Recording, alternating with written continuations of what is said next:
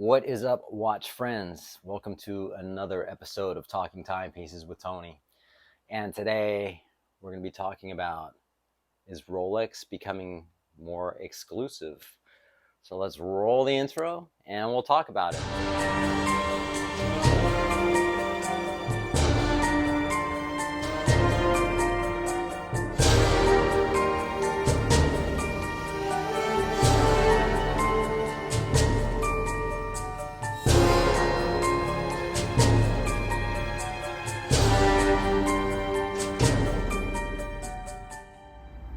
You know, there's nothing greater than getting that phone call from your AD saying that your watch has come in.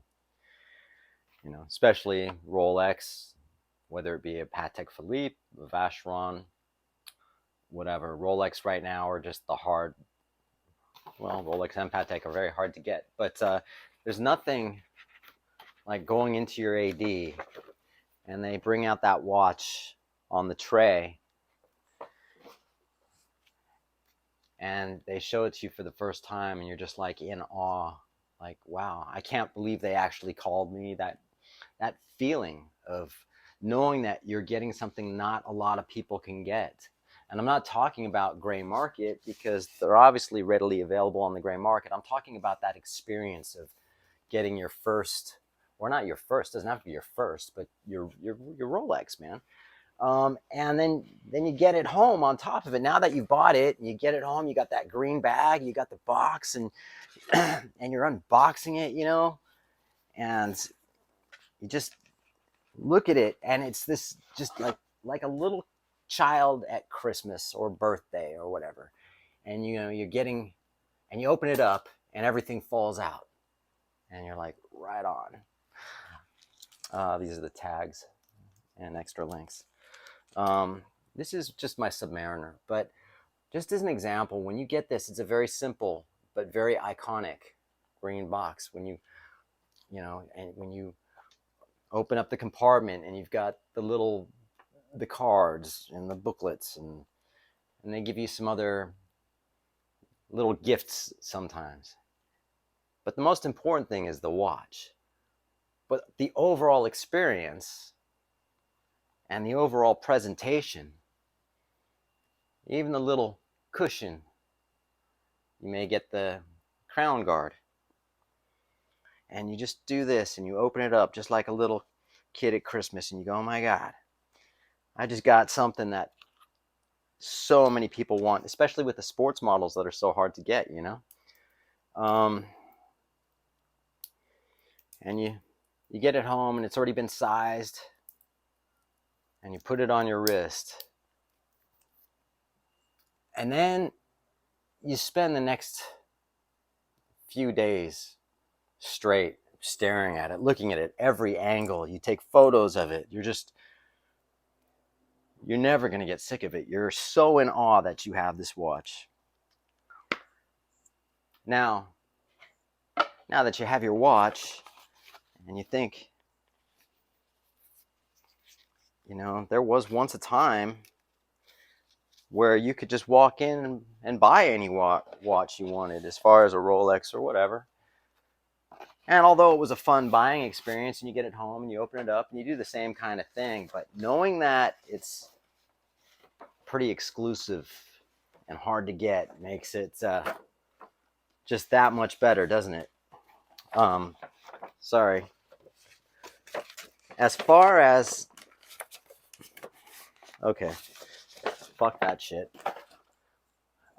So essentially what I'm saying, are they becoming more exclusive? They've always been exclusive. I mean, but are they becoming more expensive?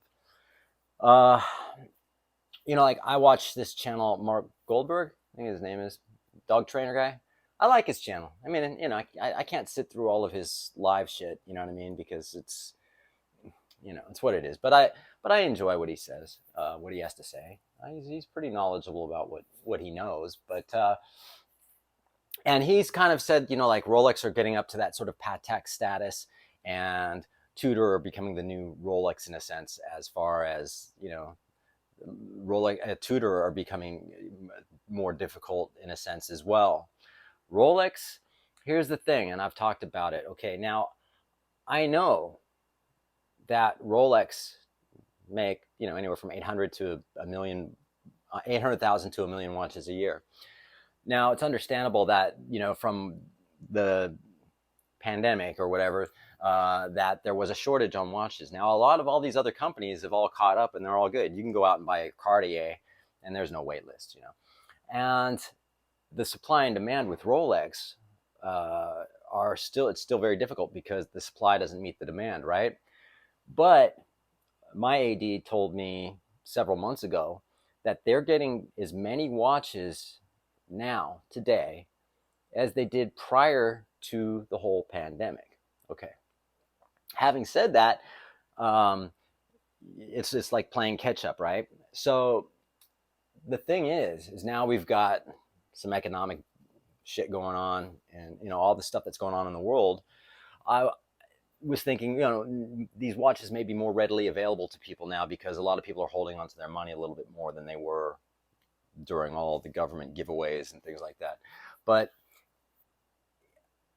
in a sense, are Rolex now holding on to watches? Are the ADs holding on to watches? And are they now being a little bit more selective on who they sell them to? That's a possibility. I don't know. I can tell you that when I used to go to my AD, I was there like at least once a week, and I was buying all kinds of watches. There was always someone, because it's in the mall, who would come in and, is there any Rolexes available? Hey, you got Rolex? And there was always an asshole that, was be at the counter trying to, strong arm the sales rep into, why he deserves a Rolex over anybody else, kind of thing. In a sense, it appears that, maybe some of these ADs now, and again, I don't know for sure, because I mean, certain things that I've mentioned about fact of what I know is because my AD tells me directly. In this case, I don't know. Are they hanging on to watches? Do they? If you go into that AD and you want a watch, is it possible that they have it in the back, but they're not selling it to you? Are they vetting you? Are they checking you out? Maybe they are. But I do find that, in a sense, with Rolex being more exclusive, I think that's where they're headed. It's kind of, in a sense, like, and this is probably a bad analogy, but like a Rolls Royce compared to a Bentley. Um, to me, like Rolex, Patek, Vacheron, Breguet, a lot of these, and then a lot of the hot horology companies are like Rolls Royce. They're just old school, old money. The people that drive them and that are being driven in them are they're old school money. They've got a lot of class and sophistication and things like that. Whereas Bentley, I would put Bentley in the category of like a Richard Mille. It's hype. All the fucking rappers want one. All the young people, all the new money want the Bentley. And then that's just hype, and it becomes hype. Rolls Royce is the class, and it will always be there. If you have a Rolls Royce, it's much more exclusive. But I also think of this like as with Cartier. You know what I mean? Um, they might not be a hot horology, neither is Rolex, but they are putting themselves, and they are in a category that's it's exclusive. The people that wear them, I'm not saying they're better than you. I mean, I don't look at life that way. And in fact, when I do my drink and a rant, I'm kind of uncomfortable with that because I don't like talking smack about anybody. However, I just have to call out bullshit sometimes with people that are misleading or misrepresenting themselves. So that's where that comes from, because I know a lot of people like that drink and a rant or whatever, a rant and a yeah. So our Rolex, where are they? Are they moving up in the category of more exclusivity with Patek? I mean, look at the tennis tournaments they sponsor. Look at who their uh, spokespeople are. You know what I mean? Brand ambassadors. Yeah. You know, I never thought I'd get a sub at my AD, especially without being on a wait list. But at the same time, the sport models are still very difficult to get. So I don't know if this video is making any sense or whatever, but there's nothing like a Rolex. You know, when you put one on your wrist, it's just different. You feel different. I don't know how to explain it unless you have one. And I feel the same about Cartier. Um, it's like, unless you have one, then you know, there's nothing like that, you know.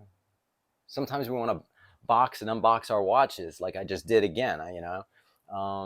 But having said that, the most important thing is, no matter what you have, whether it be a Seiko or a, you know, or a Daytona, just enjoy it. You know, that's what these things are about. It's not about snobbery. It's not about, you know, something being better than something else or whatever.